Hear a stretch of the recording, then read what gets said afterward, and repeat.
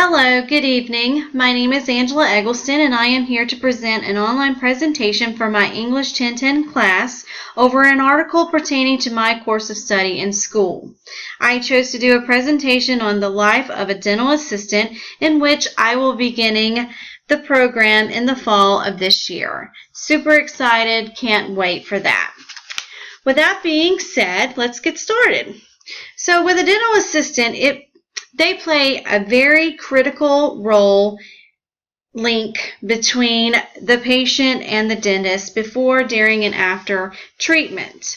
So today we are going to be discussing the different function groups for a dental assistant of the 5 sections that a dental assistant goes through on a daily basis from start to finish of a procedure. So, if you will follow along with me here on the screen, I made a slideshow presentation that we will look at of the different sections. So let's look at the first screen. The first screen you're going to see you're going to see the 5 different sections we will be discussing. You have 1, prior to patient arrival, 2, when the patient arrives, 3, when the doctor arrives and treatment begins, 4, when the patient is ready to leave, and 5, always a part of professionalism, ethics, and teamwork. Let's look at them individually as they have more details per group. So, with prior to patient arrival, you always want to have the patient's chart ready and in the treatment room with the x-ray ready to go for review. Secondly, the treatment room should be set up for procedure to be performed. And thirdly, ensure personal appearance and treatment room appearance are presentable and clean. Follow OSHA guidelines. Make sure everything is clean, sterile, and ready to go, OSHA related. When the patient arrives, you want to greet the patient with a smile and a warm feeling and direct them towards the treatment room. Once in the treatment room, you will need to verify the date of the patient's last visit and note any changes in the insurance status. Secondly, you're going to update the patient's medical history. You want to take the blood pressure if needed.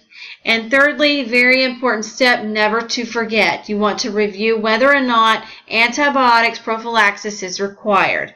What that means is, does the patient need to be pre-medicated? There are 2 types of patients within this type of guideline that requires pre-medications. They are heart patients and prosthetic joint patients, meaning they are more prone to infections, therefore they are required to be pre-medicated prior to any dental procedure. Very important to remember, cannot miss that step. And now, if there is a new patient, you want to take appropriate x-rays.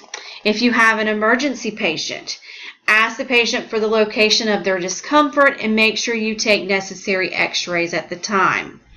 If the procedure requires simple impressions, have them ready before the doctor arrives. And once the doctor arrives, you want to be discreet but professional. If there's anything you need to discuss about the patient to the doctor with the patient present, make sure you do it discreetly. Even if you use nonverbal communication with the doctor, such as eye contact, hand communication, or even jotting it down on a note, just make sure it's discreet. Always anticipate the next move in each procedure and try to be prepared for it. Always be ahead of the game. Make sure you pay attention to priority tasks. Check with the doctor. An example, ask when to pour an impression. Never pour an impression before told to. Otherwise, the impression can harden and it's useless and cannot be used. So always ask beforehand. When the patient is ready to leave, you always want to help the patient to look presentable. You either wipe their face, offer a rinse, hand him or her a mirror if available. You never want a patient to leave the room looking like a clown. Always help them out. You want to ensure that the patient has after-hours office number and post-operative instructions if there are questions and concerns. Make sure they do not leave without this information. Make sure you mark down the codes for services provided on the router and verify with the doctor. You want to check what work is planned for the next visit and make note of it in the chart and on the router. Also verify that the doctor has documented treatment in patient's chart. Once all of that is said and done, you want to break down the patient's room per OSHA guidelines. You want to clean, sterilize, all the above that needs to be done regarding OSHA to prepare for the next patient's procedure. And lastly, we're going to speak about the professionalism, ethics, and teamwork of the practice. Never ever do you want to ever violate a patient's privacy rights under the HIPAA law, which means you never want to leave a chart out on the counter to be seen by others.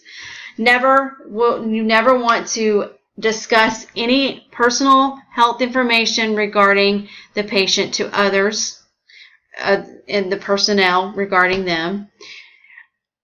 It's very disrespectful, and as well, it's against HIPAA law. Secondly, you want to respect the provider confidentiality. Do not criticize another service provider in the presence of a patient, even if that patient is your friend, a colleague, or even a fellow employee. Never do that. It's unprofessional. Always obtain a doctor's permission before changing his or her schedule or phoning patients directly regarding medical treatment issues. Always be on time, and if you are going to be late, make sure you call the office immediately for delays so that they can prepare for backup.